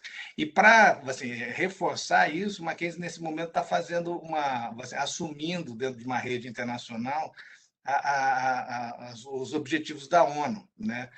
E então, assim, provavelmente isso vai ter uma sequência em cadeia dentro da universidade para provocar a reflexão sobre os objetivos do milênio. Então, a sua palestra é muito bem localizada aqui dentro dessa perspectiva de provocação, né?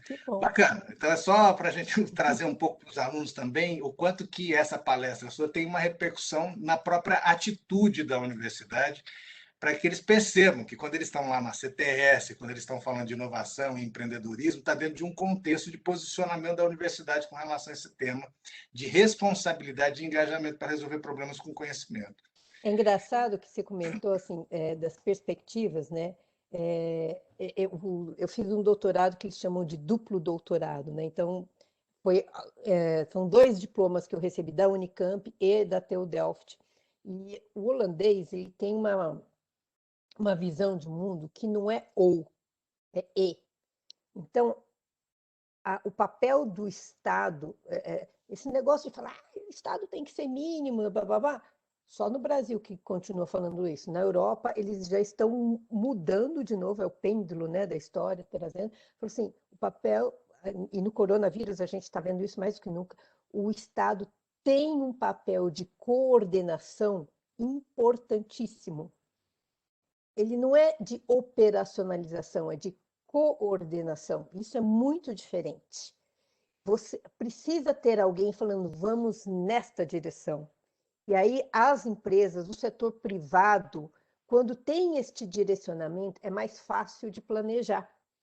A dificuldade quando você não tem um Estado, instituições fortes, capazes, com gente muito competente, não existe para onde cada um fica dando tiro para um lado, sem uma voz uníssona, e dá muito mais problema. Então, a função das instituições públicas na inovação é chave para coordenar e ter um gasto de recursos em pesquisa e desenvolvimento que seja eficaz, efetivo, numa direção que atenda aos interesses da sociedade, não só do setor privado.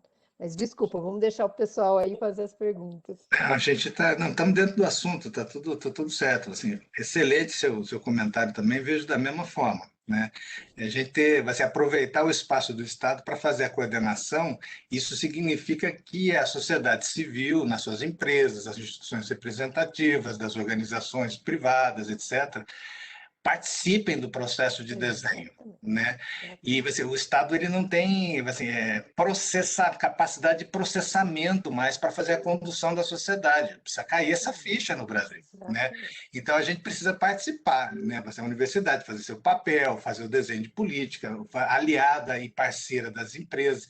Isso expande a sociedade para um grau de maturidade muito mais amplo do que a gente está vivendo hoje. A hora que a gente vê o país com essa discussão polarizada, absolutamente frágil, né? e superficial, a gente fala assim, bom, assim, não é desse jeito que a gente vai fazer o país engatar num avanço. Mas é o período de amadurecimento, de participação, uma participação bem frágil, mas participativa, já é um sinal de alguma coisa. Mas aponta para isso, mostra, e aí para os alunos perceberem, que a gestão das organizações daqui para frente, internacionalmente, mas no Brasil, em algum momento nós vamos chegar nisso, assim, inclui uma reflexão dos impactos das empresas na sociedade, não só para inglês ver, para conseguir vender produto, porque o marketing institucional vai estar pedindo, mas por uma responsabilização de toda a sociedade pela sociedade. Isso inclui a gestão, porque as empresas são geridas por nós, que somos cidadãos. Então, a gente precisa jogar o nosso jogo a favor de nós mesmos e fazer com que as organizações cheguem nesses lugares de posicionamento ético diante da sociedade. Quem duvida disso, abra o Valor Econômico qualquer dia da semana e veja e tente não achar a palavra ESG, a palavra transparência, a palavra accountability. Isso é a tônica dos negócios hoje em dia. Muito bem-vinda essa palestra nessa ocasião. Vamos aproveitar as perguntas aqui para a gente aproveitar, os alunos terem a oportunidade de aproveitar a tua presença também. Né? Teve um comentário aqui do Pedro Gapelli, que ele falou o seguinte: acredito que o empreendedorismo e inovação no Brasil sejam muito exclusivos. Temos um país totalmente subdesenvolvido e poucas políticas de inclusão, tanto social quanto institucional. É um comentário dele provocado pela discussão que a gente está fazendo. Você quer complementar essa compreensão dele? Eu concordo. Nossa, assim, a gente tem que... Essa pergunta tem dois lados, né? De um lado, sim, a gente já teve mais, a gente tem o ônus de ter que recuperar agora 500 anos de história, porque a gente começou excludente desde lá atrás. Toda a nossa história escravocrata, colonizadora, nos criou raízes difíceis de arrumar. E quando algum holandês falava alguma coisa comigo, eu falei, gente, não esqueçam aqui na Holanda que a riqueza daqui veio lá do Brasil, viu? Os países desenvolvidos hoje, e lá é forte o tema da reparação, né? Pensa-se justamente em como reparar, esses países repararem, porque grande parte da riqueza deles eles são o que são hoje, porque exploraram madeira, exploraram cana-de-açúcar, exploraram uma das nossas riquezas, não só do Brasil, mas de outros países. Mas nós estávamos num caminho melhor.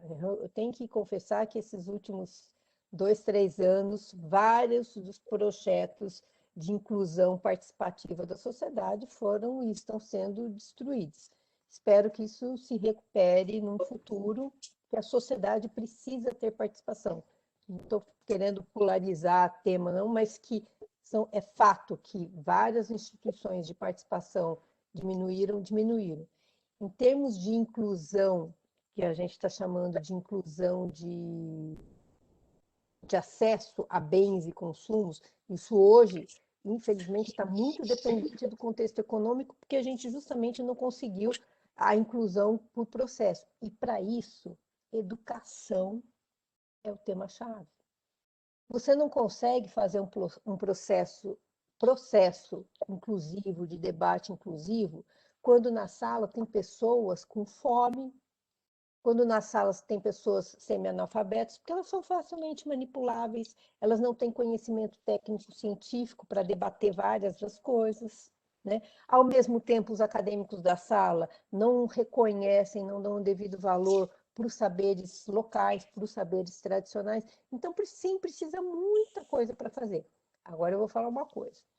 Tendo estudado lá fora, eu vejo que o nosso potencial é enorme. Se a gente tivesse 1/10 da riqueza que eles têm, a gente seria o maior país do mundo. Por quê? Porque eu vejo o pesquisador brasileiro, o acadêmico brasileiro, a gente tira leite de pedra, com um número mínimo de laboratórios, de condições de pesquisa no Brasil que a gente faz coisas maravilhosas. A gente, até 4, 5 anos atrás, o Brasil era ponta em pesquisa e desenvolvimento na área de biocombustíveis. Hoje, todos os laboratórios estão ficando sucateados, mas a gente exportava tecnologia para o mundo nessa época. E aí, na década passada, todo mundo começou a investir, agora eles estão na nossa frente. Mas tem muita coisa que brasileiro é muito bom, só que a gente não tem recurso. Você já imaginou quanto talento de escola pública a gente não tem desperdiçado porque não tem condições, não tem oportunidades de colocar? Então, eu concordo, mas isso só me dá mais motivação para continuar tentando, avançando. Tem muita coisa para fazer aqui.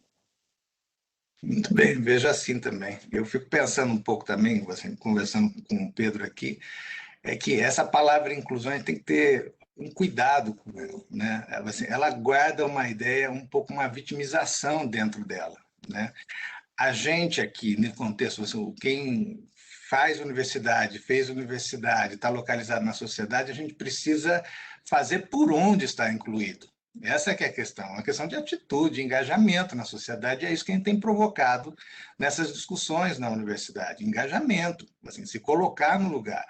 Quem, assim, no país, agora o país é um país com grandes diferenças, né? E aí a educação, eu concordo completamente com a Andrea, é decisiva para a gente conseguir trazer assim, a grande população para dentro da condição de possibilidade de participação que a gente tem. Mas para isso acontecer no Brasil, a responsabilidade da vez é nossa. Nós aqui, o nosso perfil são assim, os administradores, os engenheiros, os advogados, os médicos, que estão assim, ocupando, que estão conduzindo a sociedade. Somos nós. Esse grupo social, nesse momento, é o grupo decisivo. A elite política, a gente sabe o que ela está fazendo, corporativismo, aquelas coisas todas no sistemão, né? Os grandes empresários estão fazendo a parte deles, agora, só que as grandes empresas estão sendo geridas por nós, por pessoas como nós. A gente precisa ter consciência de que nós somos o grande grupo que conduz a sociedade e ter uma condição articulada, engajada, né? E com uma visão de sociedade. Então a responsabilidade é inteiramente nossa. E nós temos que fazer por onde nos incluirmos e conduzir o país para onde a gente quer. Essa é a mensagem decisiva. Se a gente faz isso, a gente tem condição de trazer mais gente com a gente e corrigir aquilo que precisa ser corrigido. Então, assim, não tem por onde, não tem para onde correr. A responsabilidade está aqui. A discussão está ficando interessante, pelo menos para mim, André. Tem uma pergunta aqui mais. Você pode explicar para a gente o que é ESG? ESG é uma sigla que se popularizou principalmente no setor financeiro, mas que tem grande impacto na vida das empresas também. ESG é Environmental, Social and Governance. Tem algumas pessoas que falam assim, isso aí é uma evolução, tem alguma coisa a ver com o triple bottom line, né, do planeta, aqueles PPP, Planet, Profit and People, né, social, ambiental e econômico. Tem e não tem, né? Eu diria que guarda um link no sentido de que tem o social, temos que nos preocupar com o social, temos que com o impacto social, temos que nos preocupar com o impacto ambiental, e eu diria que o econômico ele foi ampliado, né? Quando a gente falava antes dos três, ambiental, social e econômico, pareciam três clusters, né? Três feudozinhos dentro das empresas ou dentro dos debates. Quando você coloca governança, você amplia aquele econômico. Bom, o econômico não era para dentro da empresa, era também um impacto econômico da comunidade na sociedade. Mas quando você coloca a questão de governança, você traz uma amarração para que esse tema realmente seja tratado como estratégico na alta esfera da administração. E a visão, e por que o mercado financeiro? Porque o mercado financeiro, quando ele está tanto na parte de bancos emprestando, quanto na parte de venture capital, de capital acionário, ele sempre tem que analisar riscos. E a sustentabilidade hoje, ela é uma gestão de riscos e oportunidades. Então, quando um investidor, vou falar da parte de venture capital, de ações, né? Quando o investidor quer analisar se ele compra ou não a ação de uma inovação de uma empresa, ele vai analisar, pô, essa empresa tá alinhada com algum dos impactos mundiais, vai sanar alguma coisa? Vai, então isso aí tem um potencial de crescer bem. Ou isso aí traz algum risco? Porque se trazer um risco, o preço vai cair, eu não vou pagar, vai ter mais risco a ação.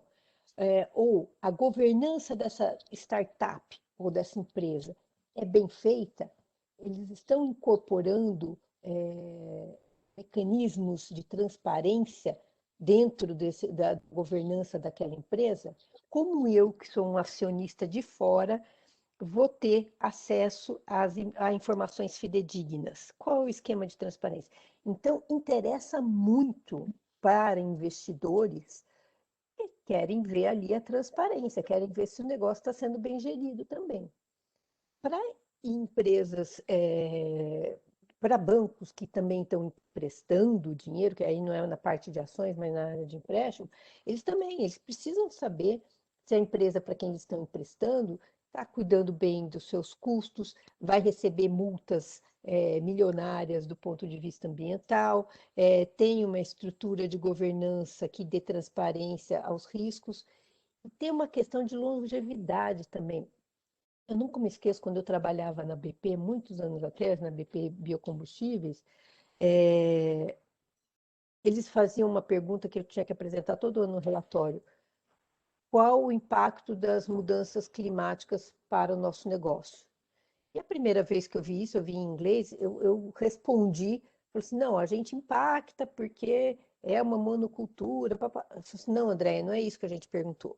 Eu não perguntei o impacto da mudança climática no nosso não perguntei o nosso impacto na mudança climática. Eu perguntei o impacto da mudança climática na gente. Bom, por que a coisa muda? Porque é um risco que o acionista tem que ver. Se eu sou de uma área agrícola que dependo de chuva, dependo de água, se tem escassez hídrica, meu negócio pode não prosperar. Lá no Polo Norte, lá no Ártico, eles tiveram uns custos adicionais absurdos, porque a calota polar foi diminuindo, e estradas que antes eram de gelo, eles tiveram que construir pontes. Então, há impactos no negócio que o investidor, seja banco ou seja investidor, precisa antecipar. Por isso que para eles a governança é tão importante, por isso que essas três letrinhas são tão importantes, como antecipação de risco. Muito bem. A gente falou aqui de DPCT como se todo mundo soubesse o que é, né? É Departamento de Política Científica e Tecnológica das Geociências da Unicamp. É uma área que concentra o pessoal da Unicamp que estuda esse assunto, só para deixar todo mundo na mesma ficha. Legal, Grato. Tem mais uma pergunta que chegou aqui. Você pode dar indicação de livros para a gente? Sobre o quê? Sobre Responsible Innovation, sobre... É, sobre os dois assuntos, sobre assim, esse de governança que você acabou de explicar e sobre essa relação entre sustentabilidade e inovação. Sobre isso, aqui na minha apresentação hoje, depois eu vou compartilhar os slides com vocês, tem algumas referências, né? São bastante referências acadêmicas. Sobre Responsible Innovation, tem um site muito bom que dá ferramentas práticas sobre...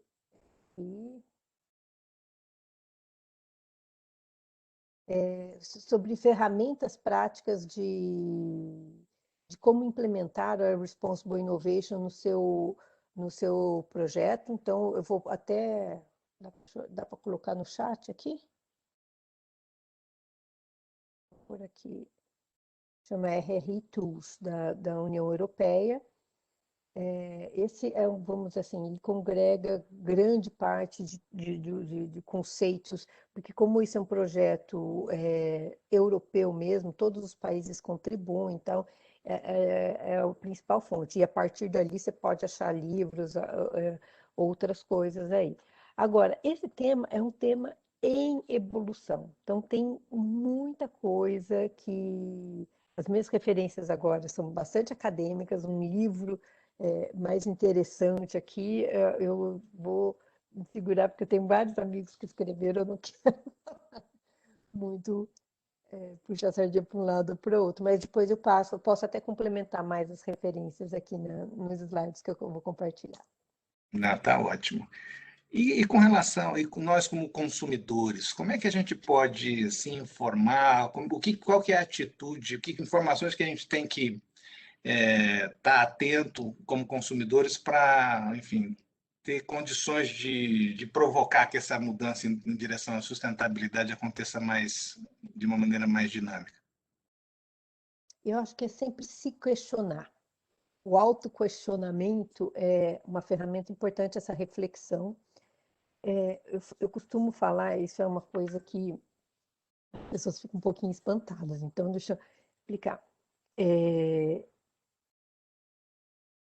A gente, nos últimos anos, nas últimas décadas, a nossa vida está tão corrida, principalmente paulista, sempre corre mais que outro pessoal, que a gente sempre põe o valor da praticidade acima de tudo. A gente só compra uma coisa quando é prático. Tudo é prático. E eu ouso dizer que a praticidade é um dos maiores inimigos da sustentabilidade. Que toda vez que a gente quer prático demais, a gente vai impactar alguma coisa de sustentabilidade. Quanto mais prático, mais embalado, mais unitário, e é mais embalagem, mais impacto ambiental. Ou é mais rápido, eu não quero ter tempo para fazer, é mais dificuldade de cuidar do planeta. Sustentabilidade é cuidado. Se a gente não tem tempo para esse cuidado, né, a gente não vai conseguir. Então, eu diria que, enquanto consumidores, comecem realmente a se preocupar com a origem e com o destino do item que vocês estão consumindo. Isso, em termos de produtos, acho que é o must, né? O principal. Não adianta só pensar na origem. A empresa é sustentável, ela tem um selinho que fala que ela é sustentável. Né? Eu falo que os selinhos de certificado são a nossa terceirização da análise. A gente sempre se baseia em algum selinho. Mas, além disso, essa embalagem vai para onde depois? Eu realmente preciso? Eu acho que a pandemia nos trouxe grandes lições nesse sentido, né? À medida que a gente está ficando mais em casa, a gente está reparando mais quanto lixo a gente gera por dia. Não sei vocês, mas teve um período que a reciclagem aqui perto de casa foi suspensa. A gente falou, o que eu vou fazer com toda essa reciclagem? Daí dava até uma dor no coração, porque durante um período você tinha que jogar tudo junto. Agora, as cooperativas de reciclagem estão se queixando que não voltou, a população não foi esclarecida que já voltou ou perdeu o hábito de reciclar. Gente, precisamos reciclar de novo, colocar na coleta seletiva, exigir que a prefeitura, que os órgãos públicos incrementem essa coleta seletiva. Então, eu acho que como cidadão, como mais do que até como consumidor, mas como cidadão, a gente precisa ter esse olhar crítico nas nossas posturas e nas posturas dos governantes mais próximos, que são quem mais impactam a nossa vida. Muito bem. E com relação aos empreendedores, né? O que você entende? Como que o empreendedor precisa se colocar e se posicionar com relação a esses assuntos? É, ouvido no trilho. Eu diria ouvido no trilho no sentido de entender quais são as demandas da sociedade, conversar com o maior número de pessoas possíveis, de diferentes níveis, de diferentes setores, começar a compreender que opinião divergente é a que mais agrega. A gente precisa parar com essa ideia de ficar na nossa bolha. E brasileiro tem um problema adicional enquanto empreendedor, porque quando você está naquela fase de validação do seu negócio, você vai perguntar isso para amigo, o amigo vai ter vergonha ou vai ficar constrangido de falar, não gostei, isso não me parece uma boa ideia. Então, se você não sair da sua bolha, você não vai ter uma resposta fidedigna, real, para o empreendimento que você quer se colocar. Então, tente sair da bolha, tente conversar com outras pessoas para entender, para fazer o seu MVP, né? O Minimum Value Product, e realmente ter uma opinião fidedigna. Se você não se movimentar em, em busca desse potencial cliente nas mais diversas áreas, zonas, mais diversos tipos, você não vai ter uma resposta fidedigna. Acho que essa é a principal dica e a principal dificuldade que eu vejo nos empreendedores hoje em dia. Bom, essa ouvida no trilho, gostei dessa. Ouvido no trilho. Eu vou usar, viu? Pode usar. Muito boa. Você realmente sentindo sinais que estão vindo lá de longe e ainda não estão claramente estabelecidos. Muito legal a metáfora. E a universidade, né? A universidade, como que a universidade pode se posicionar melhor para fortalecer esse processo? Em toda a sua dimensão de papel, né? De ensino, pesquisa, extensão. Eu acredito que a universidade ela precisa ser formadora de cidadãos transformadores. E para transformar, ela tem que estar muito também em contato com as demandas da sociedade. E motivar, incentivar essa busca por esse atuar fora. Então, a pesquisa, primeiro assim, oxigênio, oxigênio, oxigênio, oxigênio, conversar com o maior número de outras universidades, como vocês estão fazendo, participar de coalizões internacionais para ampliar esses olhares. Isso é fundamental. Rigor na pesquisa. Hoje em dia a gente vive numa fase que a pesquisa está tão desacreditada, está tão misturada com fake news, que é mais importante ainda o rigor científico e a gente valorizar esse rigor científico. E a extensão é importante para a gente trazer a credibilidade que o conhecimento aqui gerado está ligado às necessidades humanas da sociedade. Então, essas três coisas são fundamentais. E, para isso, ética e sustentabilidade desde o primeiro ano de faculdade. A gente precisa parar de pensar que esses são temas só para administrador, ou só para advogado, ou só para engenheiro. É tema para toda a universidade. Muito bem. Uma pergunta para encerrar assim, a atividade do dia, da manhã. Diante de toda essa discussão que a gente fez aqui, você está otimista?